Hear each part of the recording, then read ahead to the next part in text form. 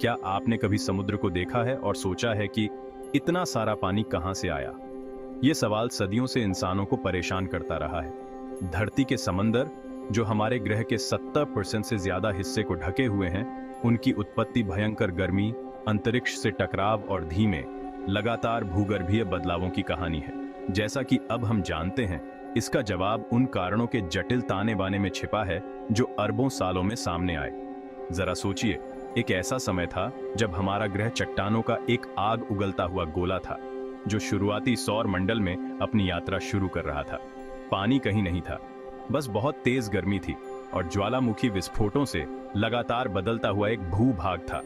ये उग्र शुरुआत आज हम जो जीवनदायी महासागर देखते हैं, उनमें कैसे बदल गई?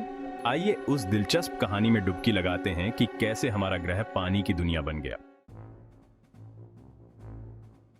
धरती के निर्माण के शुरुआती दौर में ज्वालामुखी क्रिया बहुत ज्यादा थी। ग्रह के पिघले हुए क्रोड से विस्फोटों ने लावा, गैसें और जलवाष्प वातावरण में उगले। यह जलवाष्प प्राचीन वातावरण में फंस गया और जैसे जैसे धरती धीरे धीरे अपनी शुरुआती गर्मी खोने लगी, ये ठंडा होने लगा। जैसे जैसे तापमान गिरा, जल वाष्प तरल पानी में संघनित हो गया, जिससे बादल बने जिन्होंने आकाश को ढक दिया।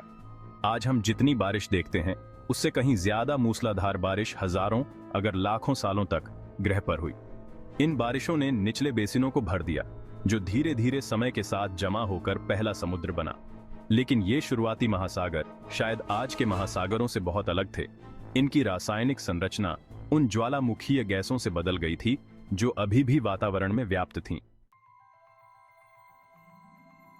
जबकि ज्वालामुखी गतिविधि ने पृथ्वी के शुरुआती पानी का एक महत्वपूर्ण हिस्सा प्रदान किया, एक और प्रमुख भागीदार अंतरिक्ष की गहराई से उभरा, बर्फीले धूमकेतु और क्षुद्र ग्रह। सौरमंडल के निर्माण के ये खगोलीय पथिक अपने भीतर जमे हुए पानी और अन्य वाष्पशील यौगिकों को लेकर चलते थे। जैसे ही वे युवा पृथ्वी से टकराए, उन्होंने अपने बर्फीले भार को ग्रह की सतह पर पहुंचाया। उस प्रभाव की कल्पना कीजिए, इन ब्रह्मांडीय टकरावों की विशाल शक्ति। जब ये बर्फीले पिंड पृथ्वी से टकराए, तो अपने जमे हुए पानी को सतह पर पहले से ही जमा हो रहे पानी के साथ मिला दिया।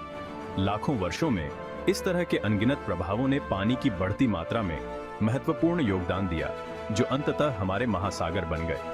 इन अलौकिक वस्तुओं ने आज हम जिस पानी की दुनिया को जानते हैं, उसे आकार देने में महत्वपूर्ण भूमिका निभाई। भाग 4, महासागरों का जन्म, एक धीमी प्रक्रिया। पृथ्वी के महासागरों का निर्माण कोई एक घटना नहीं थी, बल्कि एक धीमी, क्रमिक प्रक्रिया थी जो युगों में सामने आई।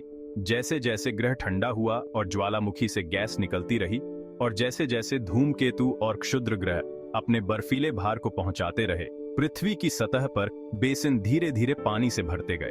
ये प्रारंभिक महासागर संभवतः आज के महासागरों की तुलना में शैलोवर और वार्मर थे, और उनकी संरचना काफी भिन्न थी। वातावरण भी बहुत अलग था। आज हम जिस ऑक्सीजन में सांस लेते हैं, उसकी कमी थी। फिर भी इन आदिम समुद्रों के भीतर जीवन के उद्भव के लिए मंच तैयार किया गया था, जो पानी की अविश्वसनीय शक्ति का प्रमाण है, जो सबसे चरम वातावरण में भी समर्थन और पोषण करता है। महासागरों के निर्माण ने पृथ्वी के इतिहास में एक महत्वपूर्ण मोड़ को चिह्नित किया, जिससे जीवन का विकास हुआ, जैसा कि हम जानते हैं। भाग 5, नमकीन, सच्चाई। समुद्र का पानी इतना अलग क्यों है? महासागरों की उत्पत्ति पर चर्चा करते समय एक प्रश्न अक्सर उठता है, समुद्र का पानी खारा क्यों होता है? इसका उत्तर पानी और चट्टानों के बीच निरंतर संपर्क में निहित है। जैसे ही बारिश का पानी जमीन पर गिरता है, यह चट्टानों का क्षरण करता है, खनिजों को घोलता है और उन्हें नदियों और नालों में ले जाता है। सोडियम क्लोराइड जैसे लवण सहित ये भंग खनिज अंततः महासागरों में ले जाए जाते हैं। लाखों वर्षों में भंग खनिजों के इस निरंतर प्रवाह ने समुद्र के पानी को झीलों और नदियों जैसे मीठे पानी के स्रोतों की तुलना में काफी अधिक नमकीन बना दिया है। ज्वालामुखी गतिविधि जमीन पर और समुद्र तल के नीचे दोनों जगह पानी में घुले हुए खनिजों को छोड़कर समुद्र के पानी की लवणता में भी योगदान करती है। भाग 6, सवालों का समंदर, हमारे महासागरों के रहस्यों का अनावरण। पृथ्वी के महासागरों कैसे बने? इसकी कहानी उन शक्तिशाली ताकतों का प्रमाण है जिन्होंने अरबों वर्षों में हमारे ग्रह को आकार दिया है।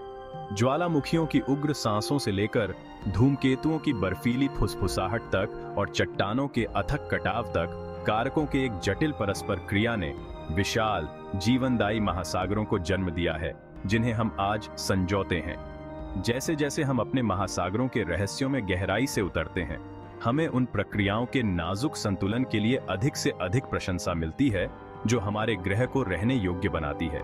महासागर केवल पानी का एक विशाल विस्तार नहीं है, वे पृथ्वी के गतिशील इतिहास का प्रमाण हैं और जीवन के उस जटिल जाल का एक महत्वपूर्ण हिस्सा है जो हम सभी को बनाए रखता है।